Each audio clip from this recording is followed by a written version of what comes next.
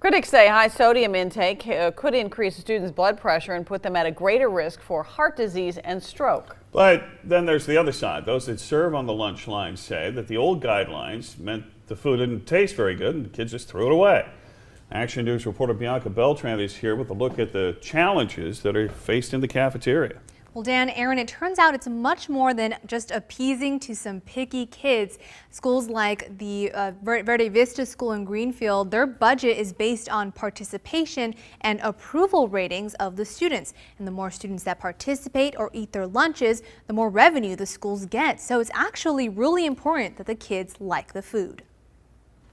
A lot of it was being thrown away in the trash cans. So, a lot of waste was going on. So I think that this is going to help with a lot of that also. For those serving up lunch in school cafeterias, federal guidelines requiring healthier lunches posed a few challenges.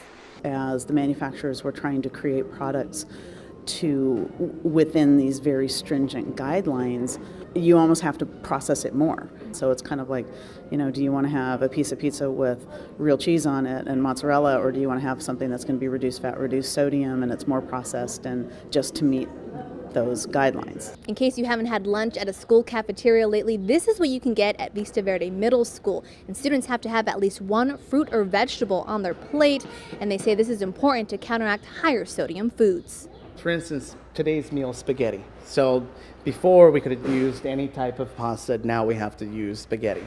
It has taken a little bit of a challenge to learn how to make it without disintegrating the noodle, because it is a little bit different it's a lot less resilient than the more enriched regular flour pasta. A lot of this stuff that we have here on the salad bar in itself is medicine for all those problems that we're dealing with: obesity, diabetes, and it all derives from increased in processed food that have high sodium counts. My goal, my philosophy is not necessarily taking away all the stuff that they're going to encounter outside of the school system, but help them learn and incorporate more of the stuff that's going to help them counteract those high sodium foods.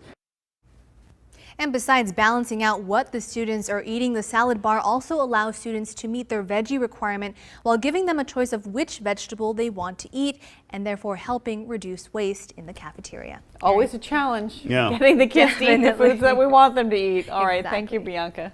Thanks, Bianca. Another change under the Trump administration that would affect school lunches. The FDA is delaying rules requiring calorie labels on menus. That was scheduled to go into effect later this week.